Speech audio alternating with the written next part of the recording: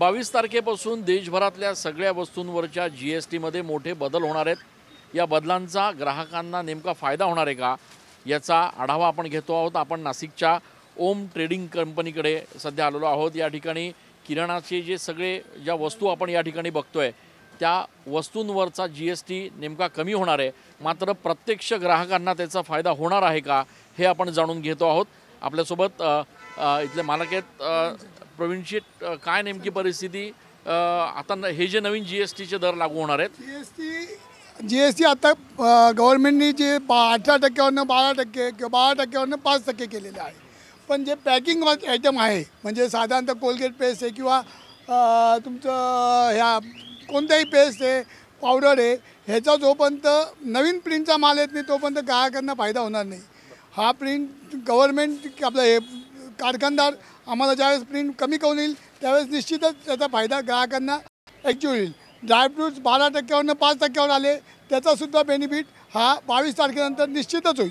आम्हाला थोडीशी एक दोन वस्तू जर तुम्ही सांगितल्या की कसा परिणाम होणार आहे? आता ड्रायफ्रूटला आता 1000 रुपये किलोचा जर हे काजू आहे, 906 आपलं बदाम आहे 900 रुपये किलोची, 12 9 8 108 रुपये किलो आता त्याला GST लागतं। तोच GST 5% झाला तर 12 पंचे 9 5 45 50 रुपये GST होईल, 60 ते 70 रुपये GST त्याच्यामुळे वाचेल। किंवा ह्याच्यामध्ये पेस्टवरती 28% आहे, काही ह्याच्यावरती ते 18% 18% ते 12% होईल। तर 12% निश्चितच 6 ते 8% 10%चा फरक निश्चितच होईल। यासोबतच किराणामध्ये रोज लागणाऱ्या ज्या वस्तू आहेत म्हणजे डाळी असतील, डाळी साईंवरती GST नव्हता, फक्त जे पॅक डाळी साई आहे त्याच्यावरती 5% गव्हर्नमेंटनी 1 किलोच्या पॅकिंगच्या पुढे आहे त्याला 5% गव्हर्नमेंटनी ऑलरेडी आहे, त्यामुळे त्याचं काही कमी झालेलं नाही आहे। फक्त शुद्ध तुपावरती 12%वरनं 5% जर झालेला असेल तर तो निश्चितच स्वागतार्ह आहे, कारण की आज डालडा तुपापेक्षा शुद्ध तुपाचं कप जास्त आहे। म्हणजे रोज डालडा तूप जर 1 किलो विकत असेल तर शुद्ध तूप 5 किलो 10 किलो विकतं, त्या हिशोबाने मग त्या लोकांना त्याचा बेनिफिट जास्त मिळेल। म्हणजे याचा अर्थ जोपर्यंत हा संपूर्ण माल विकला जात नाही तोपर्यंत नवीन दर लागू करता येणार नाही। नवीन 22 तारखेनंतर साधारणतः ड्रायफ्रूटमध्ये ह्याच्यामध्ये कमी होतील रेट, पण पॅक वस्तूवरती लगेच नाही कमी होणार, त्याला अजून 15 दिवस तरी पुढचे लागतील। साधारण तुमचा अंदाज आहे की त्याच्या पुढचे 15 दिवस 10 ते 15 दिवस नवीन माल यायला, नवीन मालचा प्रिंटचा माल येईल, त्याच्यानंतर तो माल लोकांना ॲप्स कमी मिळेल।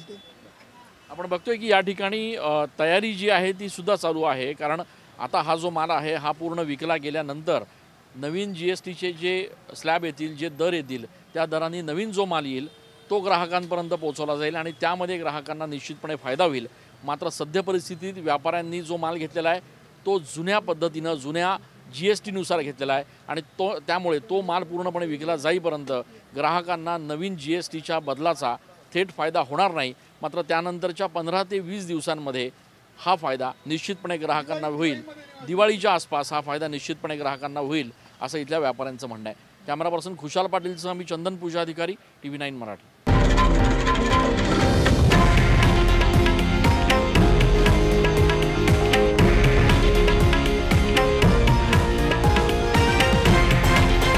हे आहे देशातील नंबर 1 न्यूज नेटवर्क आणि आपण पाहत आहात TV9 मराठी, एकमेव।